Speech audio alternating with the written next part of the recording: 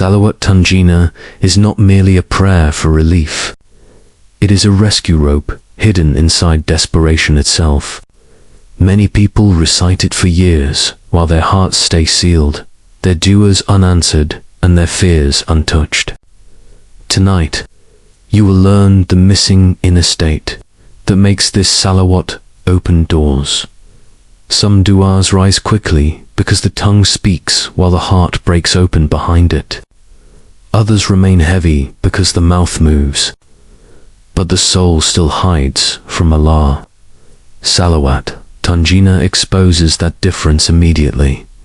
Iftirah, sacred broken Salawat Tunjina, begins working when your pride finally becomes too tired to stand. That is the first secret many people miss. They treat this salawat like a formula instead of a surrender. They repeat the words with speed, counting numbers, chasing results, watching for signs.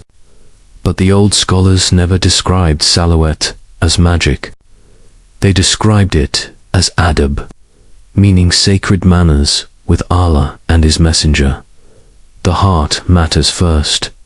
The phrase Tunjina means save us or rescue us. That word changes everything. A person who truly asks for rescue stops pretending they control their own life. Something inside them softens. The performance ends. Their need becomes honest. You can hear the difference.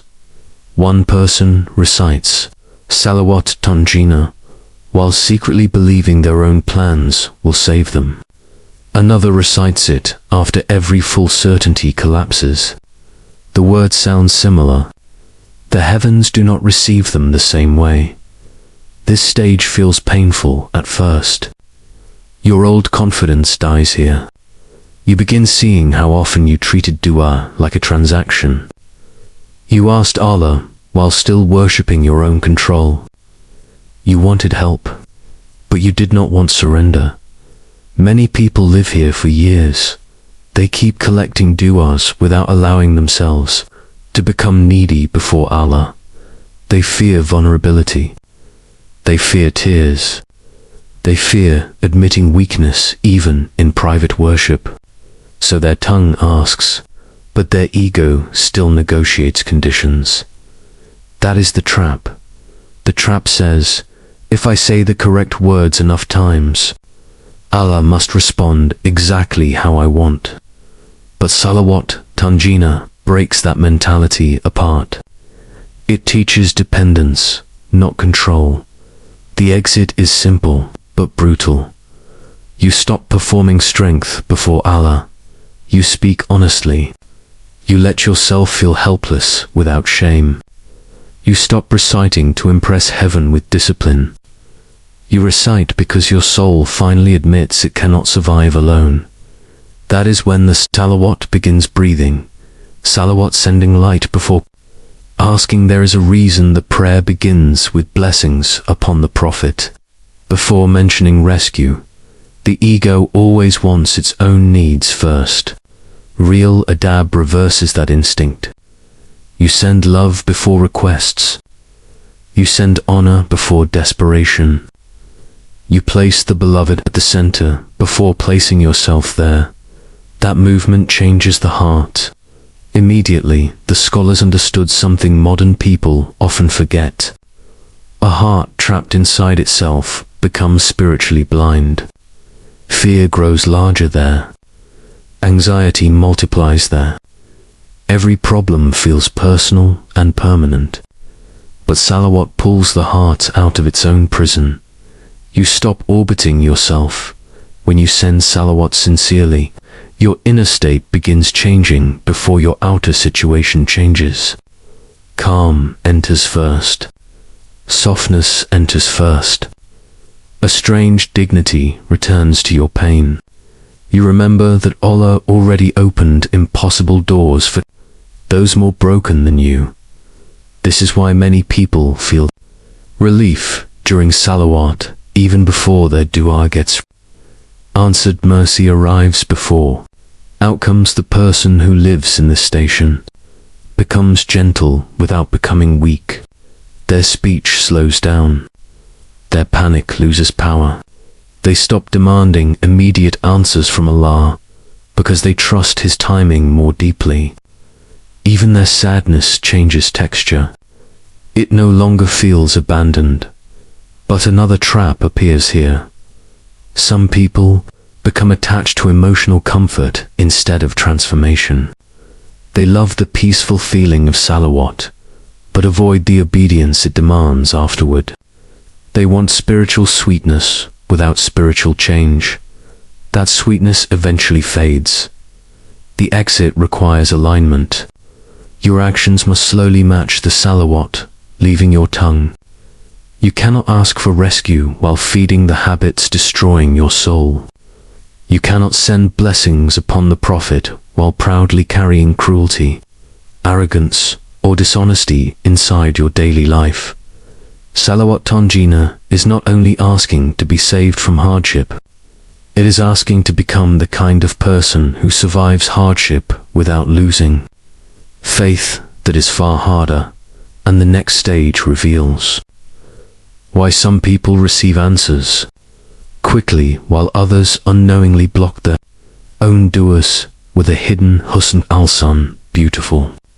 Trust in Allah. Many du'as die inside suspicion before they ever rise toward heaven. A person recites Salawat Tunjina while secretly believing nothing will change.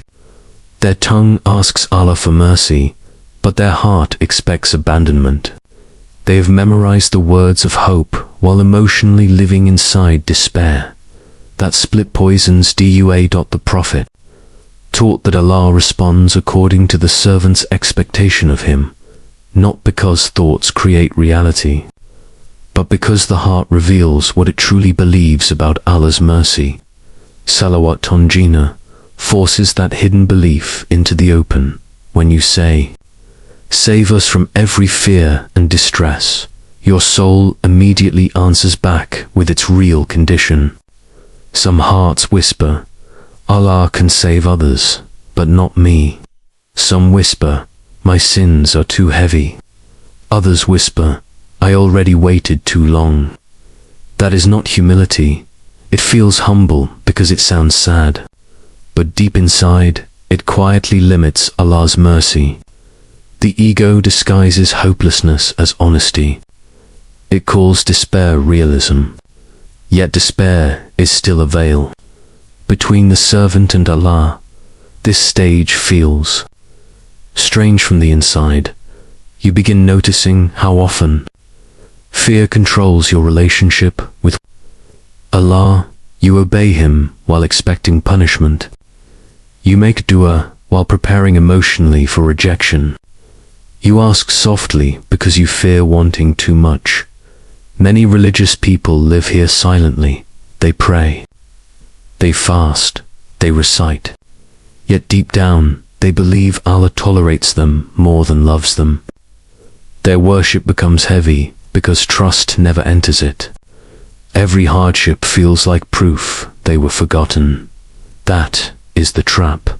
The trap says, protect yourself from disappointment by expecting little from Allah. But that mindset slowly kills intimacy with Him. You stop hoping boldly. You stop asking openly. Eventually, your worship becomes survival instead of love. The exit begins with honesty. You admit your fear directly before Allah instead of hiding it behind religious language. Then you continue making dua anyway. Not because you feel worthy, but because Allah's mercy is greater than your worthiness. That changes everything. A person with husn al-zan, beautiful trust in Allah, walks differently through hardship. They still cry. They still feel pain. But underneath the pain lives certainty. They know delay is not abandonment. Silence is not rejection. Closed doors are not proof of hatred. Their heart remains open, and once the heart opens like this, another hidden sickness appears immediately. Ghafla, the sleeping heartsome. People wonder why their du'as feel empty while spending their entire lives spiritually asleep. Ghafla means heedlessness. It means living disconnected from the reality of Allah while still performing religious actions outwardly. The body worships, but the heart wanders everywhere else. This disease destroys depth. A person recites Salawat Tunjina while scrolling endlessly, feeding envy, drowning in noise, chasing approval, and numbing their soul every night. Then they wonder why the words feel lifeless. The heart cannot burn with remembrance. While drowning in distraction, the old scholars compared the heedless heart to a rusty mirror. Divine light still reaches it, but the reflection becomes distorted. The problem is not Allah's mercy. The problem is the layer covering the heart itself. This stage feels normal in modern life. That is what makes it dangerous. You wake up anxious. You check your phone immediately. Your thoughts stay scattered all day. Silence feels uncomfortable.